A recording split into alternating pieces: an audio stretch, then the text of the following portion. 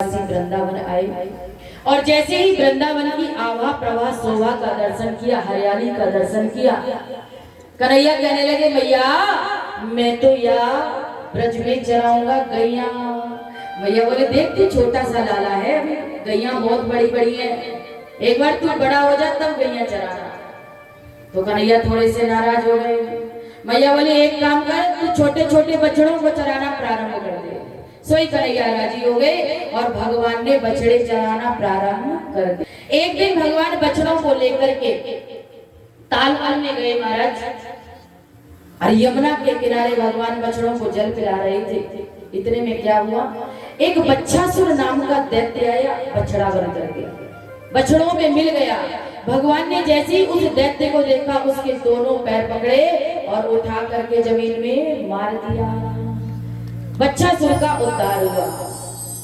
और एक बार भगवान यमुना के पुलिन पर बैठे हुए थे, यमुना के किनारे एक बगुला बैठा था, बकासुर नाम का दैत्य बगुला बनकर बैठा था। ये पूतना का सगा भाई था। इसको पता था कि कृष्ण कन्हैया ने मेरी बहन को मार दिया, मैं उसको छोड़ूंगा नहीं, और समझ गया ये काला काला मुरली वाला यही है। और तुरंत इसने मुंह फाड़ करके भगवान को अपने अंदर गटक लिया। और जैसे ही गटक लिया, ब्रजवासी कहने लगे हे भगवान ये बगुला तो हमारे कन्हैया का नाश्ता कर गया। तुरंत भगवान ने अपना श्री विग्रह, अपने शरीर को इतना गर्म कर दिया, इसके भीतर ये झटपटाने लगा और भगवान को पुनः मुख के द्वार से बाहर किया। भगवान ने दोनों हाथों से इसकी चोंच पकड़ के बीच से फाड़ दिया। इस प्रकार से भगवान ने बकासुर नाम के दैत्य का वध किया। और एक बार भगवान समस्त ब्रजवासियों के साथ जा रहे थे, और इतने में क्या हुआ, एक अघासुर नाम का दैत्य अजगर बनकर बैठा था। उसने श्वास रोक ली और अपना मुंह फाड़ रखा था। अजगर का मुंह बहुत बड़ा होता है। बोले वाले ब्रजवासी समझे ये तो कोई गुफा है, और गुफा समझ के उसके अंदर चले गए। भगवान आवाज लगाते ब्रजवासियों रुको रुको, ये कोई गुफा नहीं है, ये दैत्य है। लेकिन हम सुन नहीं पाते। ब्रजवासियों ने भगवान की आवाज को नहीं सुन पाया। समस्त ब्रजवासी अंदर पहुंच गए, और जैसे ही भगवान अंदर बढ़ने के लिए तैयार हुए कि तुरंत अजगर ने अपना मुख बंद कर लिया। भगवान अजगर की श्वास की नली में जाकर के बैठ गए। श्वास जहाँ से हम लोग लेते हैं, श्वास लेते हैं, और जैसे ही भगवान उस श्वास की नली में बैठे कि अजगर जो अघासुर नाम का दैत्य था झटपटाने लगा, सांस लेने में उसको दिक्कत हुई। और जैसे ही उसका श्वास अवरुद्ध किया, उसका ब्रह्मरंध्र फट गया, और उस फटे हुए ब्रह्मरंध्र में से भगवान समस्त ब्रजवासियों को लेकर के बाहर आया। इस प्रकार से अघासुर नाम के दैत्य का भगवान ने वध किया। अघासुर मारा, और एक साल के बाद ब्रजवासियों ने अपने घर बताया भैया तेरे लाला ने अघासुर मार दियो। परीक्षित कहते हैं महाराज एक साल के बाद ब्रजवासियों ने ये घटना क्यों सुनाई, इसको थोड़ा विस्तार से बताइए। सुखदेव जी कहते हैं राजा, जब ब्रजवासी गाय आदि चराने के लिए जाते हैं, बछड़े आदि ले जाते हैं, तो साथ में अपना कलेवा भी लेकर जाते हैं कि नहीं? कलेवा समझ रहे हैं? जैसे खेती आदि करने जाते हैं तो भैया अपना नाश्ता साथ में ले चलो तो भूख लग जाए। तो ब्रजवासी अपना कलेवा लेकर के गए थे, और जैसे ही उस अघासुर से भगवान बचा करके लाए ब्रजवासियों को, तो ब्रजवासी बोले भैया बहुत भूख लगी है। भगवान बोले तो अपना अपना कलेवा निकालो, कहाँ है? तो सभी ने अपना अपना कलेवा पेड़ पर टांग दिया था और गुफा देखने चले गए थे। तो जब बाहर आए तो उसी कलेवे को निकाला और यमुना जी के किनारे जाकर के बैठ गए, और बैठ करके सभी ने अपना अपना भोजन खोला। कोई कोई सा भोजन लाया है, कोई कोई सी सब्जी लाया है, सब अलग अलग भोजन लाए हैं, अलग अलग अचार लाए हैं। बीच में कन्हैया को बिठाल करके और मंडली बना करके सबने भोजन प्रारंभ कर दिया। ग्वाल वाल खाते हैं और उन्हीं हाथों से भगवान को खिला देते हैं। आधा लड्डू खा लेते हैं, कन्हैया के मुंह में ठूस देते हैं, तू भी खा ले लाला। और आधी रोटी खा करके झूठी रोटी भगवान को खिला देते हैं। भगवान भी बड़े आनंद के साथ खा रहे हैं, और बछड़े यमुना जी का जल पी रहे थे आराम से। भगवान पांचों उंगली में अपनी हथेलियों में दही और भात का मिश्रण कर लेते हैं, और पांचों उंगलियों में अचार लगा ले देते हैं। किसी से कहते हैं बता भैया तू कौन सा अचार लाया है, तो कोई कहता है मेरे पास नींबू का है, कोई कहता है मेरे पास आम का है, मिर्च का है। पांचों उंगलियों में अचार लगा करके और दही भात का स्वाद ले रहे थे। ब्रजवासियों ने कहा लाला खाता ही रहेगा या बछड़ों को भी देखेगा? बहुत देर होगी भैया, बछड़े नहीं दिखाई दे रहे। भगवान ने कहा अच्छा तुम सब खाओ, मैं बछड़े देख करके आता हूँ। और इतने में जैसे ही भगवान बछड़ों को देखने गए तो एक भी बछड़ा यमुना नदी के किनारे नहीं मिला। भगवान सोच में पड़ गए, बछड़े कहाँ गए? भगवान दौड़ करके आए पुनः ब्रजवासियों के पास बताने के लिए। इतने में देखा कि एक भी ब्रजवासी भी नहीं है। अब तो भगवान ने ध्यान लगा करके देखा ये किसकी करामात है। भगवान सब समझ गए, क्योंकि जब भगवान भोजन कर रहे थे तो ब्रह्मा जी का दिमाग खराब हो रहा था। सभी देवता तो भगवान की इस सुंदर झांकी को देख करके मस्त हो रहे थे, लेकिन चार मुख वाले ब्रह्मा जी की खोपड़ी खराब हो रही थी। ये कैसा भगवान है? अरे ये झूठा खा रहा है, विधि विधान के अनुसार इसका कोई कार्य नहीं है। झूठा ना खाना चाहिए ना खिलाना चाहिए। और ये भगवान होकर के ग्वाल वालों का झूठा खा रहा है, खिला रहा है। उसी हाथ से ग्वाले खाते हैं, उसी हाथ से कन्हैया को खिला देते हैं। इसका मतलब ये भगवान नहीं है। और ब्रह्मा जी को भगवान की भगवत्ता के प्रति भ्रम हो गया, ये भगवान नहीं हो सकता। और ब्रह्मा जी आए और आकर के बछड़ों का हरण करके ले गए, और दोबारा आए तो ब्रजवासियों का हरण करके ले गए। भगवान ने ध्यान लगाकर देख लिया कि सारी करामात ब्रह्मा जी की है। कोई बात नहीं ब्रह्मा जी, आपने मेरे ब्रजवासी और बछड़े चुराए हैं। आप सृष्टि की रचना जरूर करते हैं, आप पंच भौतिक शरीर बनाते हैं, लेकिन उसमें आत्मा नहीं डालते। आत्मा तो मैं ही प्रवेश कराता हूँ, चिंता मत करो, मैं भी आपको नई सृष्टि की रचना करके अभी दिखाता हूँ। और उसी क्षण भगवान ने जितने बछड़े थे उतने बछड़े बन गए, और जितने ब्रजवासी थे भगवान उतने ब्रजवासी बन गए। और ब्रजवासियों के पास जैसे डंडे थे भगवान डंडा बने, ब्रजवासी जैसे कपड़े पहने थे भगवान वैसे कपड़े बन गए, ब्रजवासी जैसे आभूषण पहने थे भगवान वैसे आभूषण भी बन गए। उसी क्षण तालियां मरी बजाई बजाना, क्योंकि भगवान ने इतनी बड़ी सृष्टि कर दी और आपको आनंद ही नहीं आया। क्षण मात्र में भगवान ने नई सृष्टि की रचना कर दी, और केवल एक दिन के लिए 2 दिन के लिए नहीं बनी, पूरी 1 साल तक भगवान ब्रजवासी बनकर घरों में जा रहे हैं, सबके बछड़े बनकर के भी जा रहे हैं और स्वयं भी अपने घर में जा रहे हैं। 1 साल के बाद ब्रह्मा जी ने सोचा चलो मैं देख करके आऊं ब्रजमंडल में क्या हो रहा है। तो आकर के देखते हैं कि वही बछड़े हैं, वही ब्रजवासी। आश्चर्यचकित हो गए। अभी तो इनको मैं ब्रह्मलोक में सुला करके आया था, ये नीचे कैसे आ गया? पुनः दौड़ लगाई तो जाकर के देखते हैं बछड़े और ब्रजवासी तो ब्रह्मलोक में बैठे हैं। ब्रह्मा जी का अभिमान गला ब्रह्मा जी समझ गए, जिसको मैं गंवार ग्वाला समझ रहा था वो साक्षात परमपिता परमात्मा अखिल ब्रह्मांड का नायक ब्रह्म है।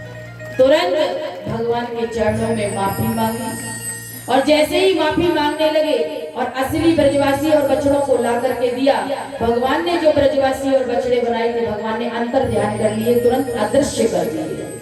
और जैसे ब्रजवासियों ने ब्रह्मा जी को माफी मांगते हुए देखा तो कन्हैया से कहने लगे क्यों रे कन्हैया, ये 4 मुंह वाला कौन है भैया?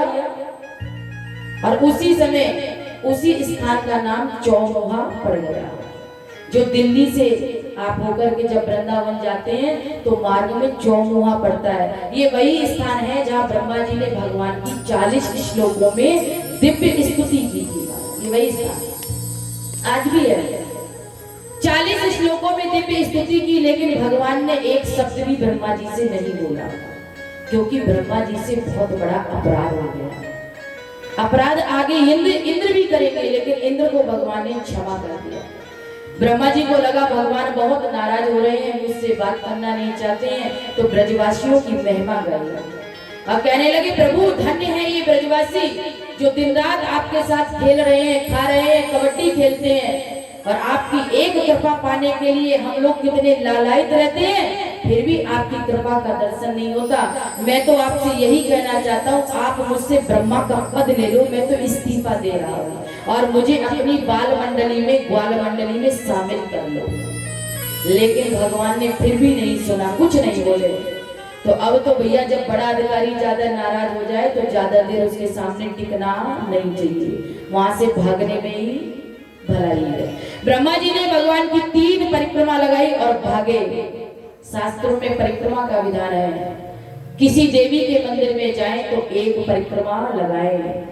सूर्य भगवान के मंदिर में आप जाते हैं, सूर्य भगवान को सुबह प्रातः काल 7 परिक्रमा लगाएं और भगवान विष्णु को 4 परिक्रमा लगानी चाहिए। लेकिन ब्रह्मा जी ने तो केवल 3 लगाई, क्योंकि ब्रह्मा जी समझ रहे हैं अगर 4थी परिक्रमा और लगाऊंगा कहीं इनका मूड खराब हो गया तो लेने के देने पड़ जाएंगे, इसलिए 3 परिक्रमा लगा के भागे।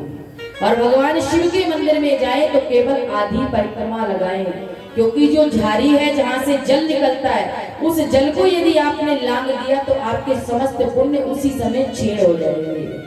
और आप गणेश जी के मंदिर में जाएं तो 3 परिक्रमा लगाएं। ये शास्त्रों में परिक्रमा का विधान है।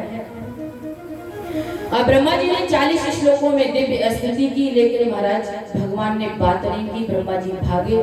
अब एक दिन कार्तिक का महीना आया, शुक्ल पक्ष आया, अष्टमी तिथि आई। मैया से भगवान कहते मैया अब तो मैं यहाँ ब्रज में चराऊंगा गैया। मैया बोले लाला तुम्हें गैया चराने की बहुत पड़ी है, एक काम कर पहले मैं बढ़िया से मुहूर्त निकलवाऊं और बाकी बात तू गैया चरा। और मैया ने तुरंत बढ़िया से वेद पाठी ब्राह्मण बुलाकर के मुहूर्त निकलवाया। और मुहूर्त में कार्तिक शुक्ल अष्टमी का ही दिन था और कहा आज के दिन से ही गौचारण करना प्रारंभ कर दो, ये बहुत अच्छा दिन है। कन्हैया प्रसन्न हो गए। उसी दिन से गोपा अष्टमी मनाई जाने लगी। इसलिए जितनी भी गौशालाएं हैं जहाँ भी गौ माता का से रखी जाती है, जहाँ गौशाला में गौ माता रहती है, सभी गौशाला के भाइयों को चाहिए कि कार्तिक शुक्ल अष्टमी के दिन गोपाष्टमी कही जाती है। गौ माता का विधिवत पूजन होना चाहिए और उनका विधिवत सवामनी लगानी चाहिए महाराज, उनके निमित्त कुछ ना कुछ करना चाहिए। ये गोपा अष्टमी के दिन से और भगवान ने उसी दिन से गायों को चराना प्रारंभ किया। और जब से भगवान ने गायों को चराना प्रारंभ किया, गौ माता का चारण करने के कारण भगवान का नाम गोपाल पड़ गया। बोलिए गोपाल भगवान की। और एक दिन भगवान गायों को चराते हुए तालवन पहुंचे। वहां एक धेनुकासुर नाम का दैत्य था और महाराज वहां वृक्ष लगे हुए थे और वृक्ष पर फल लगे हुए थे। ग्वालों ने कहा भैया कन्हैया बड़ी भूख लगी है, तू कहे तो ये फल तोड़ ले। कन्हैया ने कहा भूख लगी है तो तोड़ लो। और जैसे ही वृक्ष से फलों को तोड़ने का शब्द उस धेनुकासुर नाम के दैत्य को सुनाई पड़ा कि तुरंत गधा बन करके आया और दाऊ जी के ऊपर 2 लात मारने की इसने कोशिश की। दाऊ जी ने उसकी दोनों लात पकड़ के ऐसे आसमान में घुमाया और जमीन में पटक दिया। इस प्रकार से दाऊ जी ने धेनुकासुर नाम के दैत्य का उद्धार कर दिया। शाम को भगवान घर गए और मैया से कहते मैया आज तो गजब है गए हो। मैया बोली कहाँ गए हो? बोले मैया मेरे बड़े भैया ने आज गधा मार दियो। और जैसे ही का गधा मार दियो अब तो दाऊ भैया को थोड़ी गुस्सा आई। दाऊ भैया बोले देख ले मैया मैं आपको बड़ो भाई हूँ और यो मेरी बिल्कुल भी इज्जत ना करे, आज से मैं आपके संग नहीं जाऊंगा। भगवान यही चाहते थे कि मुझे एक दिन का मौका मिल जाए कि मुझे कालिया नाग को संभालना है। इस कालिया नाग ने मेरे समस्त यमुना हृत का काली दह का जल दूषित कर दिया, विषाक्त कर दिया। और लेकिन ये काम जब ही होगा जब मेरे साथ दाऊ भैया नहीं होंगे, क्योंकि दाऊ जी है शेष नाग और मुझे मारना है कालिया नाग। तो दाऊ जी को बुरा तो लगेगा। आजकल इन्होंने हमारे संबंधियों के ऊपर भी हाथ उठाना शुरू कर दिया, हमारे जाति वालों पर। क्योंकि भैया बुरा नहीं लगेगा तो कम से कम मन में तो ये सोचेंगे देख लो आज इनकी इतनी हिम्मत हो रही है, हम शेष नाग हैं और हमारे कालिया नाग को ये मारने जा रहे हैं, तो बुरा ना लगे। इसीलिए भगवान चाहते थे कि एक दिन का समय मिल जाए और मैं कालिया नाग का निग्रह कर दूं। और वही हुआ भगवान की इच्छा के अनुसार। यशोदा मैया ने कहा लाला दाऊ तू कल कहीं मत जाना, कल तेरा जन्मदिन है बेटा और बड़ी धूमधाम से हम तेरा जन्मदिन मनाएंगे, तो को कहीं जाने की जरूरत नहीं है। और दाऊ भैया तो गुस्सा थे और इसीलिए गए। और पुराण अंत तक बहुत सुंदर प्रसंग आता है कि एक बार भगवान समस्त ग्वालों के साथ यमुना जी के किनारे खेल रही थी, कंदुक कीड़ा कर रही थी, गेंद खेल रही थी। खेलते हुए गेंद अचानक काली दह में चली गई और जैसे ही काली दह में गई, श्री दामा ने कहा मुझे तो मेरी गेंद चाहिए।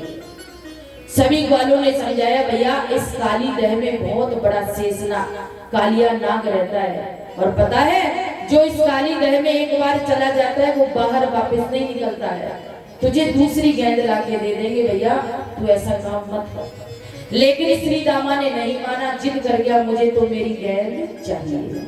भगवान ने कहा तो तुम चिंता मत करो, मैं तुम्हारी गेंद अभी ला करके देता हूं।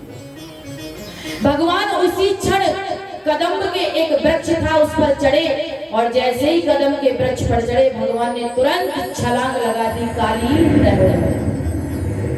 जैसे ही भगवान ने छलांग लगाई कि महाराज नागपत्नियों ने भगवान को देख लिया। नागपत्नियों ने जैसे ही भगवान को देखा, भगवान का सुंदर स्वरूप देख करके नागपत्नियां मन में विचार करती हैं कितना सुंदर लाला है, कितनी सुंदर इसकी सूरत है, लेकिन यदि हमारे स्वामी ने इसको देख लिया तो ये बचने वाला नहीं है। कालिया नाग अभी सो रहा है, अगर ये जग गए तो इस छोटे से लाला को मार देंगे। नागपतियों ने कहा आप जल्दी से यहाँ से चले जाइए क्योंकि अभी मेरे स्वामी सो रहे हैं और वे जग गए तो आपको छोड़ने वाले नहीं। भगवान ने चिल्लाते होकर कहा मैं तेरे कालिया नाग से मिलने आया हूँ, जा जगा दे उसने। और जैसे ही भगवान ने ये शब्द कहा कि कालिया नाग जग गया महाराज और अपने 100 फन एकदम फुसकार मारते हुए भगवान के पास दौड़ा और जैसे ही इसने फुसकार मारी कि काली दह में ज्वार भाटा आ गया। और सांप का एक नाम है भोगी और तुरंत इसने भगवान को अपने बंधन में बांध लिया। भगवान ने अपना श्री विग्रह थोड़ा सा और बढ़ाया, बंधन कमजोर हुआ तो तुरंत भगवान इसके बंधन से मुक्त होकर के काली के 100 फलों पर भगवान नाचना प्रारंभ कर दिए। 101 फलों को भगवान ने लहू लुहान कर दिया, रक्त रंजित कर दिया नाचते नाचते। नागपत्नियों ने जब इस दृश्य को देखा तो मन में विचार करती हैं अगर इसी तरह ये थोड़ी देर और नाचते रहे तो मेरे स्वामी की गारंटी खत्म हो जाएगी, मर जाएंगे, तो क्या करना चाहिए। नागपत्नियों ने भगवान की दिव्य स्तुति की और स्तुति करने के बाद भगवान प्रसन्न हुए। भगवान ने पूछा नागपत्नियां आप क्या चाहते हैं। नागपत्नियों ने कहा प्रभु पति प्राण प्रदीयता, हमें हमारे पति के प्राणों का दान दे दीजिए। भगवान प्रसन्न हो गए। तुरंत भगवान जैसे ही कालिया नाग के फन से नीचे उतरे कि इतने में कालिया नाग फिर से फुसकार मारने लगा। भगवान ने कहा देख लो देवियों, तुम मुझसे माफी मांग रही हो और ये अकड़ दिखा रहा है, इसकी अकड़ अभी भी शांत नहीं हुई। नागपत्नियों ने कहा जल्दी से माफी मांग लो, बड़ी मुश्किल से राजीनामा हुआ है और 2-4 ठुमके और मार दिए तो तुम्हारा काम तमाम हो जाएगा। कालिया नाग गुस्से में बोला मैं कोई अपराधी हूँ क्या जो मैं माफी मांगू। भगवान ने कहा क्यों रे कालिया नाग, तू अपराधी नहीं है तो क्या है। तूने हमारे काली दह के जल को इतना विषाक्त कर दिया, इतना विषैला कर दिया कि ऊपर से कोई पक्षी उड़ता है तो वह श्वास लेता है और झटपटा कर गिर जाता है। हमारी गौ माता जब इस दूषित जल को पी लेती है तो झटपटा कर मरने लगती है और तू कहता है कि मैंने अपराध क्या किया है। ये अपराध नहीं तो और क्या है। कालिया नाग ने कहा महाराज एक मौका मुझे भी मिलना चाहिए बोलने का। भगवान ने कहा बोलो क्या तुम बोलना चाहते हो। कालिया नाग ने कहा महाराज मैं ये जानना चाहता हूँ इस संसार को बनाया किसने। भगवान कहते हमने। अच्छा तो आप ही समस्त जगत के जगदीश्वर हैं। भगवान बोले बिल्कुल। तो कालिया नाग ने कहा ये बताओ सर्पों को किसने बनाया। भगवान बोले हमने बनाया। कालिया नाग ने कहा तो सर्पों के अंदर विष किसने डाला। भगवान बोले हमने डाला। कालिया नाग ने कहा तो सर्पों के अंदर तामसी वृत्ति किसने भरी, ये क्रोध का स्वभाव किसने भरा। भगवान बोले हमने भरा। कालिया नाग बोला बस हो गया निर्णय। कैसे। तन मन धन सब तेरा, प्याला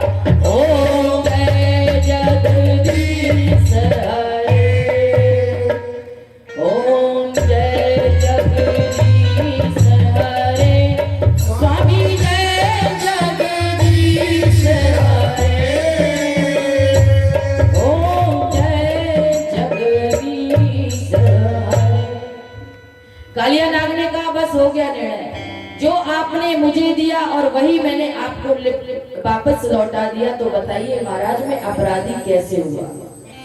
आपने मुझे सर्प बना दिया और सर्प बनाने के बाद आपने हमारे अंदर विष डाल दिया और विष के साथ आपने हमारी क्रोधी वृत्ति बना दी।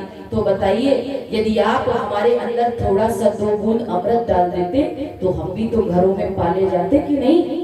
अरे हम जहाँ जिसके घर चले जाते हमें मार पीट कर भगा देता है और उठाकर फेंक देते हैं, जला भी देते हैं। तो बताइए महाराज मैंने क्या अपराध किया?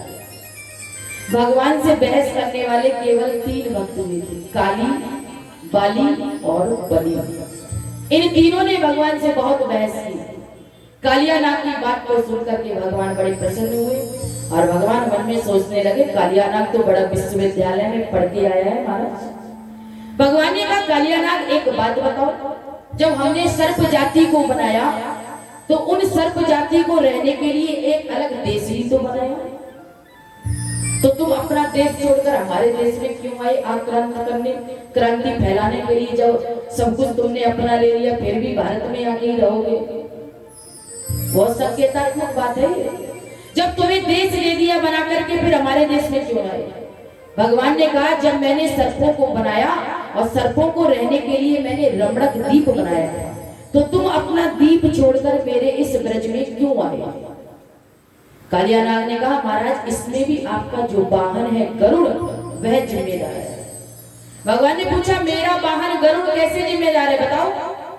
बोला महाराज जब हम रमणक द्वीप पे रहते थे और आपका वाहन गरुड़ आता था और तमाम सर्पों को आकर के खा जाता था, हिंसा करता था, और एक दिन मेरा उसके साथ झगड़ा हो गया और उसी दिन मैं रमणक द्वीप को छोड़ करके इस ब्रजमंडल में आ गया। भगवान ने कहा तो क्या इस ब्रजमंडल में मेरा गरुड़ नहीं आ सकता? कालिया नाग ने कहा महाराज शौबरी मुनि के श्राप से इस ब्रजमंडल में गरुड़ नहीं आएगा हिंसा करने के लिए। शौबरी मुनि ने श्राप दिया था कालिया गरुड़ को कि गरुड़ यदि तुमने यमुना के पुलिन पर काली दह में जाकर के हिंसा की तो निश्चित रूप से तू मारा जाएगा, इसीलिए यहाँ श्राप बस आवत नहीं। यही कारण है कि महाराज श्राप के कारण वह आता नहीं, इसलिए मैं गरुड़ से छिप करके यहाँ बैठा हूँ। भगवान ने कहा चिंता मत करो, अब मैंने नाच नाच के अपने पैरों की मोहर लगा दी है, अब गरुड़ तुम्हारा कुछ भी नहीं बिगाड़ेगा, अब तुम यहाँ से जाओ। और इतना कहकर के जैसे ही कालिया नाग जाने लगा उधर ब्रजवासियों ने जैसे ही माँ यशोदा नंद बाबा को जाकर के बताया मैया तेरा कन्हैया तो काली दह में कूद गया, क्योंकि काली दह में जो डूब जाता है कूद जाता है वह बचता नहीं है। माँ यशोदा पशुओं की तरह रोती चिल्लाती हुई बिना मार्ग देखे चीत्कार करती हुई आ रही थी, और जैसे ही भगवान को काली की फनाली पर देखा घबरा गई। मैया बोली बेटा जल्दी आ जा, तो को कालिया नाग काट लेगो। कन्हैया बोले मैया तुम चिंता मत कर, अभी अभी मैंने इसको कंठी माला पहनाई है, अब मेरा ये चेला बन गया है, अब मुझको काटेगा नहीं। और तुरंत भगवान बाहर आए और कालिया नाग अपने सपरिवार को लेकर के रमणक द्वीप को चला गया। जैसे ही भगवान बाहर आए दाऊ भैया समझ गए कि आज मुझे कन्हैया अपने साथ क्यों नहीं लाए, यही कारण था कि कन्हैया मुझे अपने साथ नहीं लाया। तुरंत दाऊ जी ने हृदय से लगाया, मानो 100 फनों के सर्प का जो जहर है वह 1000 फन वाले शेष भगवान उतार रहे हैं। बोलिए काली मर्दन भगवान की आज के आनंद की जय हो। इस प्रकार से भगवान ने कालिया नाग का निग्रह किया, कालिया नाग को दूर भगाया और भगवान अपनी ब्रजमंडल का निरीक्षण परीक्षण कर रहे हैं। और एक दिन दीपावली का दिन आया। दीपावली के दिन प्राय इंद्र की पूजा हुआ करती थी, ऐसा ब्रज का नियम था। लेकिन भगवान ने कहा इस बार आप हमारे देवता की पूजा करो। तो भैया कौन है तेरा देवता? भगवान ने कहा ये 7 कोस के गोवर्धन नहीं दिख रहे हैं, यही हमारे देवता हैं। कुछ ब्रजवासियों ने कहा भैया हमारे तो बहुत पुराने जमाने के बाप दादाओं से इंद्र की पूजा चली आ रही है, हम तो इंद्र की पूजा करेंगे। कुछ ने कहा नहीं नहीं, हमारा कन्हैया जो कहेगा हम सो करेंगे। तो महाराज दीपावली का दिन तो बहस में निकल गया और शाम को निर्णय हुआ कि भैया कन्हैया जो कह रहा है हमें वही करना चाहिए। और अगले दिन आ गई एकम। एकम के दिन गोवर्धन महाराज की विधि विधान से भगवान ने पूजा करवाई। और द्वितीया के दिन यम द्वितीया बोलते हैं, जिसको बहन अपने भाई को तिलक करती है, मीठा खिलाती है, खिलाती है कि नहीं, यम द्वितीया। यम द्वितीया मनाई गई। और तृतीया के दिन इंद्र ने अपने कुछ सेवकों को भेजा और कहा जाओ देख के आओ, हर वर्ष ब्रज में मेरी पूजा होती थी लेकिन इस वर्ष क्यों नहीं हुई। जैसे ही कुछ सेवक लोग देखने आए और वहां पर आकर के क्या देखते हैं कि गिरिराज बाबा की गोवर्धन महाराज की पूजा हो रही है और इंद्र का यहाँ तो नामो निशान भी नहीं है। तुरंत सेवकों ने कहा महाराज आपकी पत्नी साफ। क्या मतलब?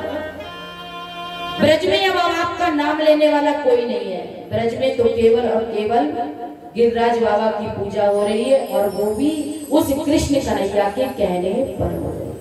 अब तो इंद्र को बहुत क्रोध आया और इंद्र ने तमाम उल्टी सीधी बातें भगवान को कही। और इंद्र ने अपने बादलों को आदेश दिया, मेघ मंडलों को आदेश दिया, उमड़ घुमड़ कर इतनी भयंकर प्रलयकारी बारिश करो कि समस्त ब्रजमंडल पानी पानी हो जाए। आदेश दिया। काले काले बादल ब्रजमंडल पर उमड़ पड़े, घुमड़ पड़े और भयंकर बारिश होने लगी। ब्रजवासी घबराए, कन्हैया की शरण में आए, कहने लगे भैया कन्हैया तू ही बचा। लगता है देवताओं का राजा इंद्र हमसे कुपित हो गया, नाराज हो गया। भगवान ने कहा तो चिंता मत करो। और समस्त ब्रजवासियों को लेकर के भगवान गिरिराज बाबा की तलहटी पर आए। और गिरिराज बाबा की तलहटी पर आकर के समस्त ब्रजवासियों ने गिरिराज बाबा की प्रार्थना की। और क्या? मैं तो गोबर धन को जाऊं मेरे वीर, नाय माने मेरो बनवा, नाय माने मेरो बनवा सखीरी, नाय माने मेरो बनवा। मैं तो गोबर धन को जाऊं मेरे वीर, नाय माने मेरो बनवा।